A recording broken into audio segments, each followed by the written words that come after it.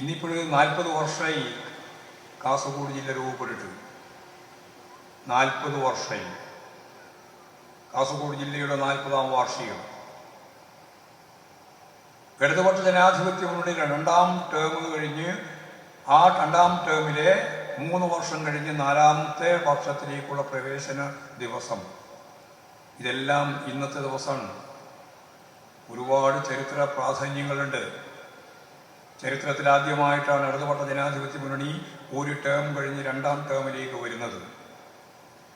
ആ 2ാം ടേമിൽ വന്ന ഉടനെ തന്നെ ഈ കേരളത്തിലെ പ്രതിപക്ഷ പാർട്ടികൾ ഉൾപ്പെടെ എല്ലാവരും തീരുമാനിച്ചു, ഒരു വികസന പ്രവർത്തനവും നടത്താൻ ഇനി അനുവദിക്കരുത്.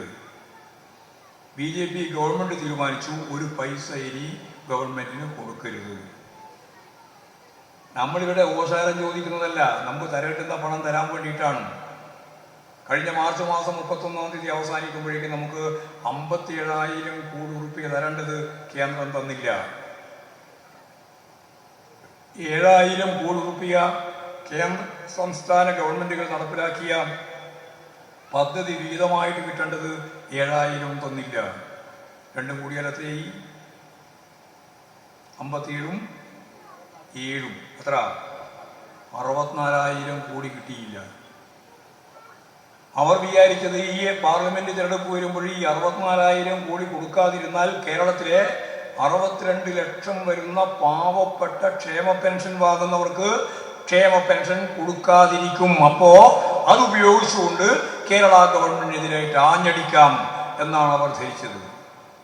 നമ്മൾ പ്രയാസപ്പെട്ടു. കേരള ഗവൺമെന്റ് പ്രയാസപ്പെട്ടിട്ടുണ്ട്, ശരിയാണ്. 62 ലക്ഷം ആളുകൾക്ക് കോടിക്കണക്കിന് രൂപ വേണം കൊടുക്കാൻ.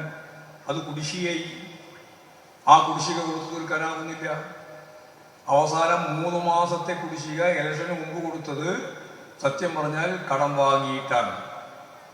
ഇപ്പോൾ ഗവൺമെന്റിന്റെ ഏറ്റവും പ്രധാനപ്പെട്ട ഉന്നം കടം വാങ്ങിയാലും ഏറ്റവും ദുർബലമായ ഈ ജനവിഭാഗങ്ങളുടെ ആനുകൂല്യം കൊടുക്കണം, നിർത്തിവെക്കില്ല.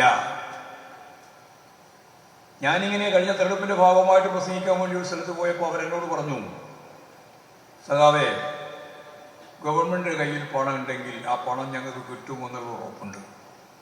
എന്തൊരു കരുത്താൻ നോക്കുന്നത്! ഗവൺമെന്റിന്റെ കയ്യിൽ പണം കിട്ടിയാൽ ആ പണം ഞങ്ങൾക്ക് കിട്ടുമെന്ന് എനിക്ക് ഉറപ്പുണ്ട് എന്ന് പെൻഷൻ വാങ്ങുന്ന ഒരു പെണ്ണുങ്ങൾ ഇങ്ങനെ ഈ ഭാഗത്ത് ഇരിക്കുകയായിരുന്നു. അവർ എഴുന്നേറ്റ് നിന്ന് ഞാൻ പ്രസംഗിക്കുന്നതിനിടയിൽ പറഞ്ഞു. എന്നിട്ട് അവർ പറഞ്ഞു, 18 മാസത്തെ പെൻഷൻ കഴിഞ്ഞ ലക്ഷം കിട്ടിയില്ല. ഉമ്മൻചാണ്ടിയുടെ കാലത്ത് അവസാനിക്കുമ്പോൾ 18 മാസത്തെ പെൻഷൻ കിട്ടിയില്ല. അന്ന് ഒരു മാസം 600 രൂപയാണ്.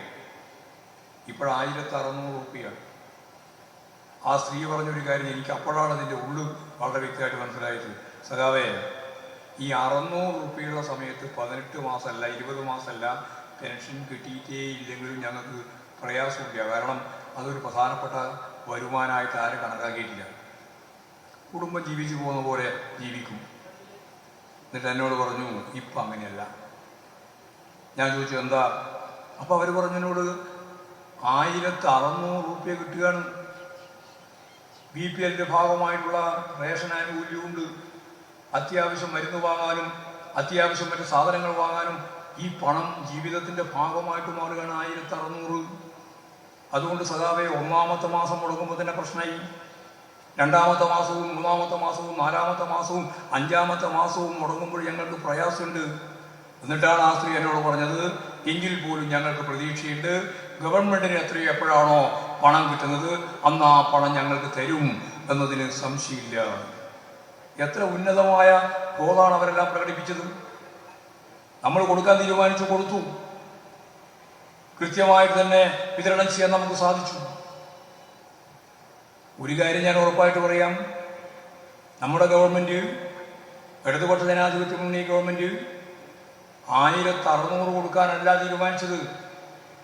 ഗവൺമെന്റിന്റെ കയ്യിൽ പണം വന്നാൽ ഈ 1,600 2,500 രൂപയായി വർദ്ധിപ്പിക്കുമെന്നാണ് തീരുമാനിച്ചത്. അതാ നടപ്പിലാക്കേണ്ടത്.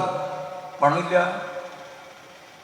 മാവേലി സ്റ്റോർ ഉൾപ്പെടെയുള്ള പൊതുമേഖലാ സ്ഥാപനങ്ങളിൽ നമുക്ക് വിതരണം ചെയ്യാൻ സാധനം കൊടുക്കാനില്ല, കുടിശ്ശികയാണ്.